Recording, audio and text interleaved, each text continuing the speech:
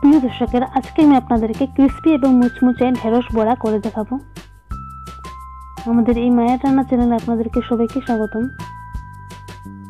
আমাদের চ্যানেলের রান্নাগুলি ভালো লাগলে অবশ্যই লাইক, কমেন্ট, শেয়ার এবং সাবস্ক্রাইব করে দিতে অবশ্যই ভুলবেন না।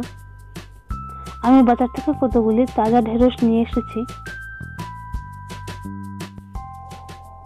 প্রথমে ঢেঁড়সটাকে এইভাবে কেটে নেব, তারপর মাছ বরাবর পাতলা পাতলা করে কেটে নেব, যাতে বানানো ব্যাটারটা খুবই সহজেই ঢেঁড়সের মধ্যে অ্যাবজর্ব হয়ে যায়। আমি বাকি ঢেঁড়সগুলোকেও এইভাবেই কেটে নেব। এখন আমি আমার ব্যাটারটা বানিয়ে নিচ্ছি।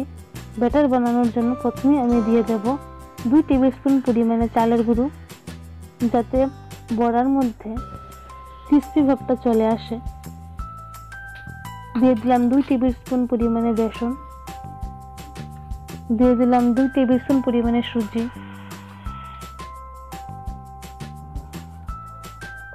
দিয়ে দিলাম 2 টেবিলস্পুন পরিমাণে ময়দা,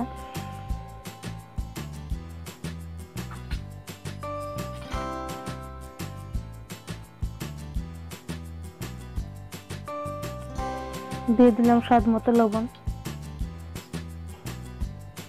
দিয়ে দিলাম 1/2 টেবিলস্পুন হলুদ গুঁড়ো, 1/2 টেবিলস্পুন লাল লঙ্কা গুঁড়ো,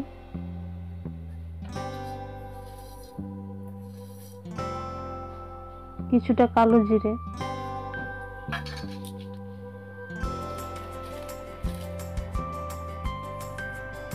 স্বাদ মতো চিনি, কিছুটা জল অ্যাড করে নিলাম। জলটা এমনভাবে অ্যাড করতে হবে যাতে ব্যাটারটা খুব হালকা হয় না, খুব ঘন হয় না। আমার ব্যাটারটা বানানো হয়ে গেছে।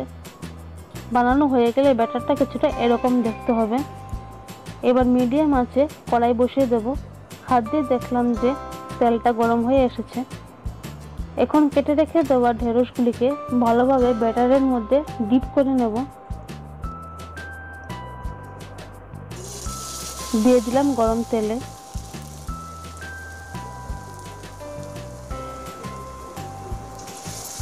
বাকি ঢেঁড়সগুলিকেও আমি এভাবেই দিয়ে দেব গরম তেলে।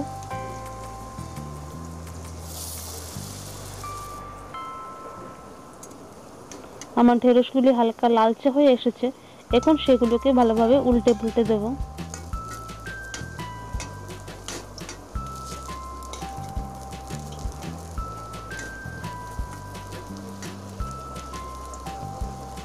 ঢেঁড়সগুলি এভাবে ভাজতে হবে যাতে খুব বেশি পুড়ে যায় না।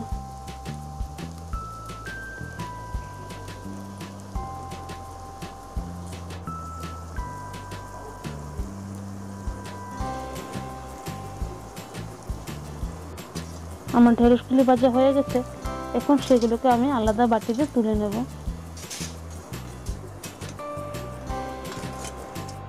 বাকি ঢেঁড়সগুলিকেও আমি ভেজে নেব। আপনারাও বাড়িতে বানাবেন এরকম মুচমুচে ক্রিস্পি ঢেঁড়স। আর আমার চ্যানেলটাকে অবশ্যই লাইক এবং সাবস্ক্রাইব করবেন।